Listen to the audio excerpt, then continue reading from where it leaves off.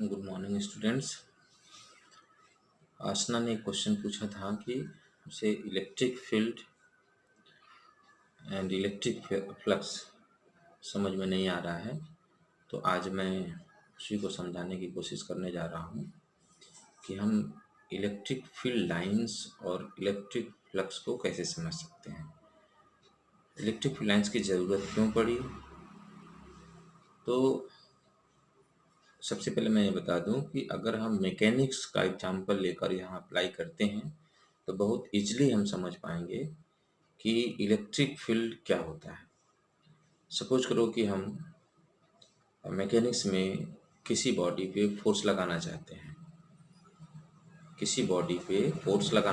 Suppose करो कि हमारे पास एक कोई चीज़ है, जैसे ये रिमोट मेरे हाथ में, इस पे हमें फोर्स लगाना है। तो हम क्या करेंगे?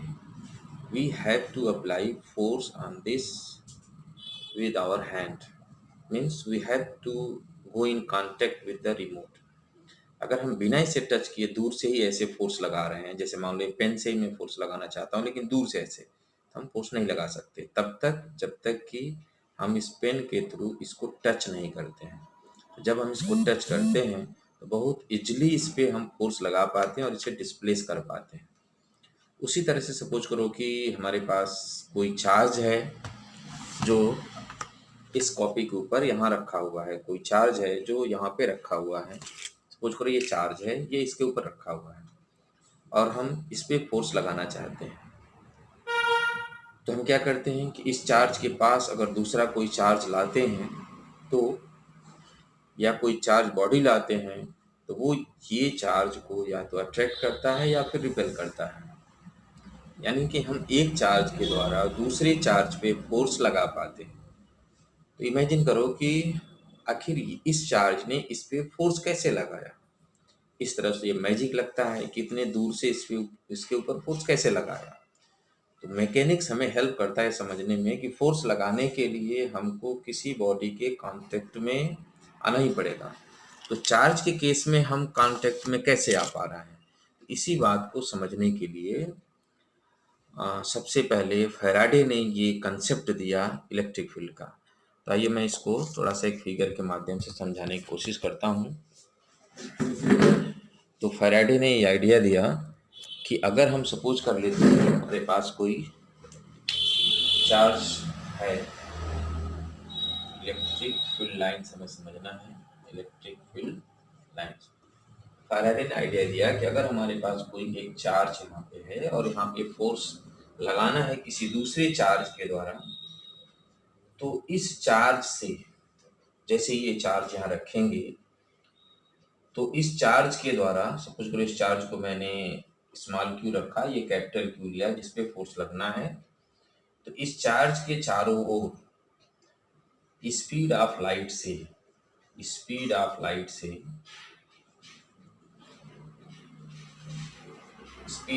से एक फिजिकल क्वांटिटी जनरेट होती है जो यहाँ से मूव करके यहाँ तक आएगी और इस चार्ज से इंटरेक्ट होगी सभी डायरेक्शन। अब चूंकि हमारा ये charge which is called as the test charge यहाँ से कुछ डिस्टेंस पे रखा है, तो अगर इसका अमाउंट काफ़ी कम हो, तो इसका भी इलेक्ट्रिक फील्ड होगा लेकिन काफ़ी कम होगा। तो यह इलेक्ट्रिक फील्ड इस चार्ज से इंटरेक्ट होगा और इस इंटरेक्शन के द्वारा इसके ऊपर वो फोर्स लगाएगा। ये फोर्स रिपल्सिव हो सकता है या अट्रैक्टिव हो सकता है, depending on the nature of this two charge. तो इस तरह से फैराडे ने इलेक्ट्रिक फील्ड लाइंस का कंसेप्ट दिया और तब उन्होंने कहा कि electric field lines will be a curve line,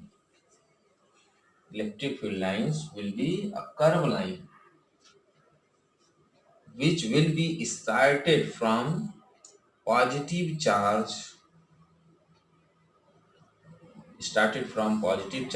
and ends to the negative charge। Positive charge से शुरू होंगी और इन्फिनिटी पे समाप्त होंगी। Started from positive charge and into the infinity for an absolute charge. इसी तरह से अगर हम कोई नेगेटिव चार्ज लेते हैं, इसके लिए उन्होंने कहा इसके लिए इलेक्ट्रिक फील्ड लाइंस इन्फिनिटी से स्टार्ट होंगी और चार्ज पे समाप्त होंगी, इन्फिनिटी से स्टार्ट होंगी और चार्ज पे समाप्त हो जाएंगी। तो there is question, what do you mean by infinity for this two cases. तो यहाँ इन्फिनिटी का मतलब ये नहीं है जो मैथमेटिक्स में हम इन्फिनिटी समझते हैं कि वो नंबर ही हमें ना पता हो। फिजिक्स में इन्फिनिटी का मतलब ये है कि यह क्वांटिटी कहीं न कहीं जाकर समाप्त होगी, इसकी वैल्यू 0 हो जाएगी, तो that distance will be infinity. यह क्वांटिटी कहीं न कहीं से स्टार्ट हो रही होगी, जहाँ उसकी मिनिमम वैल्यू होगी, उसके बाद वो वैल्यू नहीं होगी, 0 होगी, तो वो इसके लिए इन्फिनिटी होगा। उसको हम बोलते हैं कि ये इन्फिनिटी से शुरू होकर नेगेटिव चार्ज पे समाप्त होगी या पॉजिटिव चार्ज से स्टार्ट होकर के इन्फिनिटी पे समाप्त होगी। But if we have pair of positive and negative charge placed at some distance apart, अगर हमारे पास पॉजिटिव और नेगेटिव चार्ज है जो एक दूसरे से कुछ डिस्टेंस पे रखा है, तब उस केस में यही फील्ड लाइन, क्योंकि अब यहाँ पे इन दोनों का अपना अपना इलेक्ट्रिक फील्ड होगा, इनकी अपनी अपनी फील्ड लाइंस है इन द एब्सोल्यूट सिचुएशन, लेकिन जब यही दोनों चार्ज एक दूसरे से कुछ डिस्टेंस पे होंगे तो इनका पेयर एक सिस्टम बनाता है, तो उस सिस्टम का एक ही इलेक्ट्रिक फील्ड होनी चाहिए। यानी ये इलेक्ट्रिक फील्ड लाइंस अब इस पॉजिटिव चार्ज से स्टार्ट होगा, इसका इन्फिनिटी से स्टार्ट होकर चार्ज तक समाप्त हो रहा है, तो ये दोनों फील्ड लाइंस इंटरैक्ट होंगी। After interaction we have only one electric field due to this system and this system is called as electric dipole. इस सिस्टम का नाम हम इलेक्ट्रिक डाइपोल रखते हैं। इस तरह से हम यहाँ देख पाते हैं कि electric field lines are the curve lines, electric field lines are the curve lines. If we place any charge in this field that is called as a test charge, then certainly that test charge will move along these field lines. अगर हम कोई यहाँ पे test charge रख देते हैं, test charge इस field में, तो यह टेस्ट चार्ज सर्टेनली इसी इलेक्ट्रिक फील्ड लाइन के अलॉन्ग मूव करता हुआ जाएगा। तो इसलिए इन लाइंस को लाइंस ऑफ फोर्स भी कहते हैं, lines of force, because along this line force is applied on this test charge. This electric field apply a force on this test charge, and that force can be defined as, this force can be defined as Q into E. तो इस force को हम QE लिखेंगे। इस तरह से हम electric field lines को समझ सकते हैं। तो इसके बेसिस पे, इन डिफरेंट सिचुएशंस के बेसिस पे इलेक्ट्रिक फील्ड लाइंस की हम प्रॉपर्टी डेवलप कर पाते हैं कि इनकी प्रॉपर्टी क्या होगा। तो फैराडे ने इनकी प्रॉपर्टी को समराइज किया।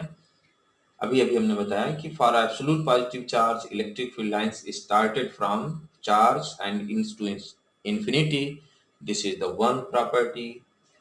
Second one we can call that the for negative charge electric field lines starts at infinity and ends to the charge। लेकिन अगर हम पॉजिटिव और नेगेटिव चार्ज का पेयर एक दूसरे से कुछ पास रखते हैं ताकि एक सिस्टम बने, that system is known as electric dipole. In that situation electric field lines started from charge and ends to the infinity, means these field lines do not make a closed curve line. These field lines are not a closed curve line, क्योंकि यहाँ ये एक charge पे शुरू हो रही हैं और दूसरी चार्ज पे समाप्त हो जा रही हैं, इसलिए ये क्लोज्ड कर्व लाइन नहीं बनाती। हम ये भी देख पा रहे हैं कि इस सिस्टम से केवल एक ही इलेक्ट्रिक फील्ड बन रहा है। एज ए रिजल्ट कोई भी फील्ड लाइन्स एक दूसरे से कट नहीं करती हैं। हम ये भी देख रहे हैं कि फील्ड लाइन्स अपने लेंथ में जैसे आगे बढ़ रही हैं एक दूसरे से दूर होती जा रही है। This indicate that electric field lines, as we go along the electric field lines, then electric field lines move away from each other. This shows that apart from the charge, electric field decreases along the field lines. Electric field, strength of electric field decreases along the field lines. And also no two electric field lines intersect with each other. कोई भी दो electric field lines एक दूसरे को intersect नहीं करती हैं। इसका मीनिंग क्या होता है? इंटरसेक्ट नहीं करने का मीनिंग ये है कि अगर ये इंटरसेक्ट करती तो इस प्लेस पे इस सिस्टम का एक से अधिक इलेक्ट्रिक फील्ड को रिप्रेजेंट करता है। No two electric field lines intersect with each other. This means at any point there will be only one direction of a electric field. If they intersect, then at that point there will be more than one direction of electric field, which is impossible. So no two electric field lines intersect with each other. So these are the properties of electric field lines. अब हम second term देखते हैं कि electric flux किसे कहते हैं। तो ये जो इलेक्ट्रिक फील्ड लाइंस का आइडिया दिया किसने? फैराडे ने। तो फिर एक दूसरा उन्होंने कंसेप्ट दिया कि अगर हम कोई यूनिफॉर्म इलेक्ट्रिक फील्ड कंसीडर करते हैं, उस यूनिफॉर्म इलेक्ट्रिक फील्ड में फील्ड लाइंस एक दूसरे के पैरेलल होंगी और इक्वी डिस्टेंस होंगी। We are trying to understand electric flux. Electric flux term क्या होगा, इस फिजिकल टर्म को कैसे हम समझेंगे? इन्होंने कहा कि these field lines, if we consider any plane perpendicular to these field lines, then Faraday suppose that these field lines crosses to this area. If we consider any area placed perpendicular to field lines, then electric field line crosses to this. तो इसको क्या कहा जाए? इसी को इन्होंने एक term दिया, electric flux. Electric flux is nothing but this is the measure of number of electric field lines,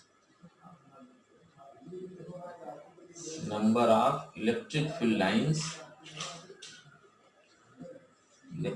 lines crosses through an area perpendicular to the direction of electric field. Perpendicular to the direction of electric field.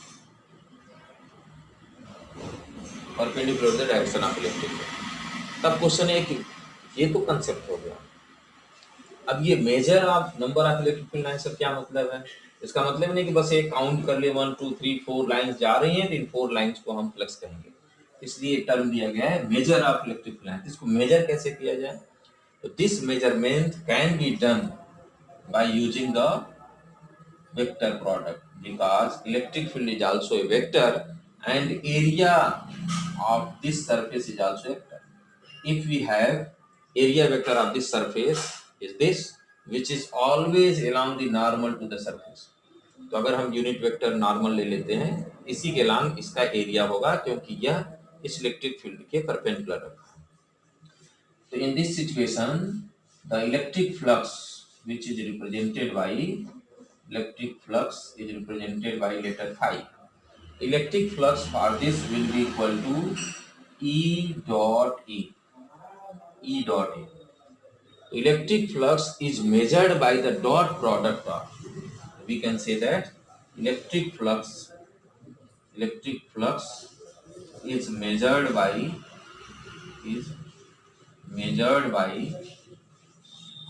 dot product of electric field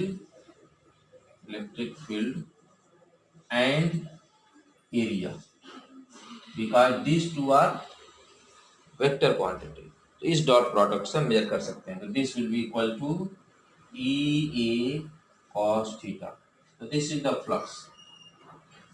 किस तरह से अगर हम ये angle यहाँ पे ये दोनों एक डायरेक्शन में, in this figure E is parallel to area means theta will be equal to 0 degree. Then flux will be equal to EA cos 0 means EA. In this case, electric flux will be maximum. यानी सभी की सभी field lines इससे cross कर जाएंगे। लेकिन अगर इसी को किसी पर्टिकुलर एंगल पे रख दिया जाए, सपोज करो हम एक दूसरा फिगर इसी में बनाने की कोशिश करते हैं। अगर इसको सपोज कर लीजिए कि किसी पर्टिकुलर एंगल पे रखा है, ऐसे इस समय इसका एंगल है कुछ इस तरह से, और ये इलेक्ट्रिक फील्ड है, इलेक्ट्रिक फील्ड, और ये है एरिया, इन दोनों के बीच एंगल थीटा है, तो इलेक्ट्रिक फील्ड से रिप्रेजेंट किया जाएगा। तो this is the idea of electric flux. I hope you could understand these two topics, that is the electric field lines and electric flux. Thank you, and you can freely ask any question from these three chapter. तो आप कभी भी कोई भी question जो chapter हम लोग पढ़ चुके हैं उसमें से पूछ सकते हैं, तो निसंकोच आप पूछिए, हम उसको सॉल्व करने की कोशिश करेंगे। Thank you.